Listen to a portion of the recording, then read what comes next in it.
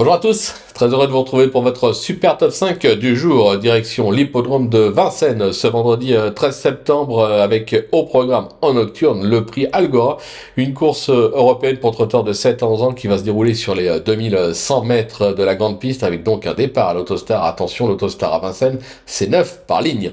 Mais avant de vous délivrer mon pronostic, n'oubliez pas qu'actuellement, pour toute ouverture de compte sur Génibet, vous pouvez bénéficier jusqu'à 200 € de bonus hippique et 50 € de Flubet Sport. N'hésitez pas également à vous abonner à notre chaîne sur laquelle vous pouvez me retrouver tous les jours au travers de mon Super Top 5 pour info.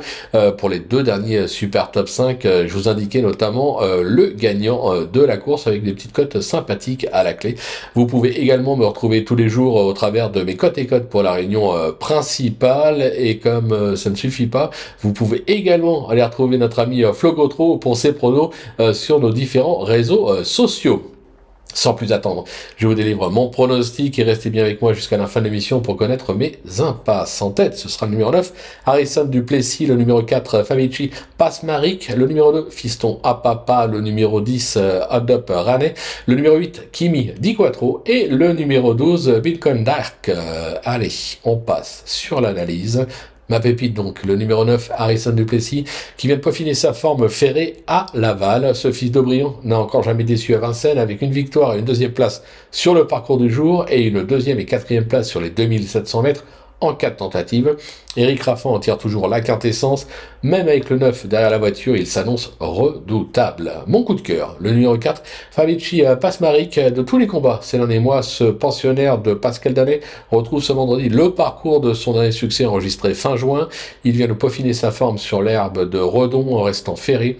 Pieds nus ce vendredi, il s'annonce compétitif. Pour mon bruit d'écurie, ce sera le numéro 2, Fiston Apapa. Alors il court approché, c'est vrai, à 5 jours, mais il n'a pas pris dur dernièrement à Écomois. Se protéger de Pierre-Louis Deshonnette n'est jamais meilleur que sur les tracés réduits. Il affiche d'ailleurs 100% de réussite sur ce parcours avec une deuxième place et une cinquième place à ce niveau.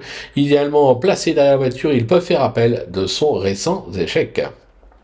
Mon repéré, le numéro 10, Aldap Rane, plaisant dernièrement à l'occasion d'une deuxième place enregistrée sur la piste de Castel-Verduzan. Cet élève de Maxime Bézier retrouve ce vendredi un parcours sur lequel il avait bien gagné en mars dernier en tentant un petit 1-11-7 associé à Benjamin Rochard. C'est 75% de réussite, vous l'aurez compris, il aura ses preneurs. Mon coup de poker, le numéro 8, Kimi Di Quattro.